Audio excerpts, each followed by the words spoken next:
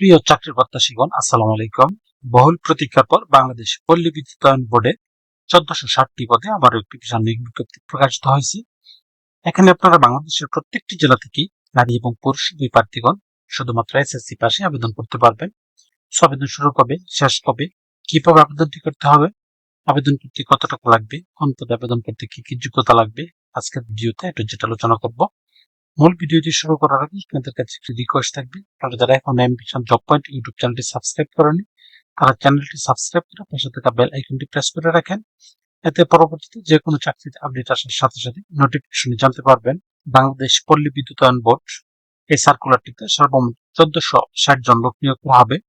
সার্কুলারটি প্রকাশিত হয়েছে 2 জুলাই 2026 তারিখ। এই সার্কুলারটিতে মিটার রিডার কাম মেসেঞ্জার চুক্তিভিত্তিক এই পদটিতে 1460 জন লোক নিয়োগ করা হবে। এই পদে আবেদন করার জন্য প্রার্থীর বয়স 21/7/2026 তারিখে সর্বনিম্ন 18 বছর এবং সর্বোচ্চ 25 বছরের মধ্যে থাকতে হবে।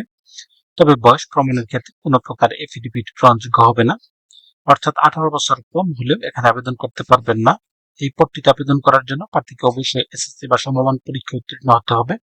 সেই সাথে প্রার্থীর অবশ্যই যোগ, বিয়োগ, গুণ ও ভাগ করার দক্ষতা থাকতে হবে এবং হাতের লেখা সুন্দর থাকতে হবে। প্রার্থীকে অবশ্যই সৎ, বিশ্বস্ত, উত্তম চরিত্রের এবং সুন্দর ও সুঠামদেহের অধিকারী সহ ভালো ব্যক্তিত্ব সম্পন্ন হতে হবে।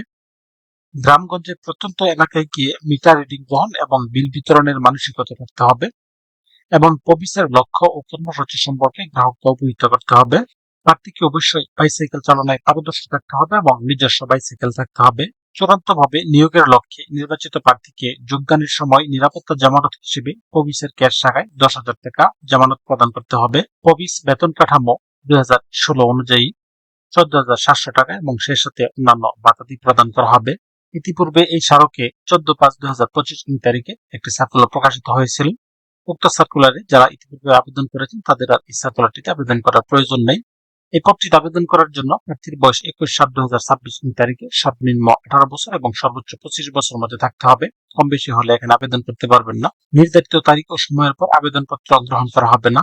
শুধুমাত্র লিখিত পরীক্ষা অর্থাৎ এমসিকিউ পরীক্ষা গ্রহণ করা হবে। অনলাইনে আবেদন করার জন্য এখানে একটি লিঙ্ক দেওয়া আছে, এই লিঙ্কে প্রবেশ করে শুধুমাত্র অনলাইনে আবেদন ফর্ম পূরণ করে সাবমিট করতে হবে। অনলাইনে আবেদন করার জন্য এখানে লিঙ্ক দেওয়া আছে, এই লিঙ্কে প্রবেশ করে শুধুমাত্র অনলাইনে আবেদন ফর্ম পূরণ করে সাবমিট করতে হবে। এই পদটিতে আবেদন করার জন্য প্রার্থীর ছবির সাইজ 300x300 পিক্সেল এবং স্বাক্ষরের সাইজ 300x80 পিক্সেলের মধ্যে থাকতে হবে।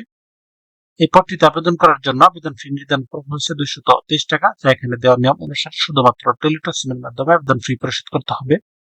আবেদন শুরু হয়েছে 7 জুলাই 2026 তারিখ এবং আবেদনের শেষ সময় 21/7/2026 তারিখ। তো ভিউয়ার্স, এরকম আরো নতুন নতুন সরকারি এবং বেসরকারি চাকরির আপডেট সার্কুলার পেতে চ্যানেলটি সাবস্ক্রাইব করে পাশে থাকুন।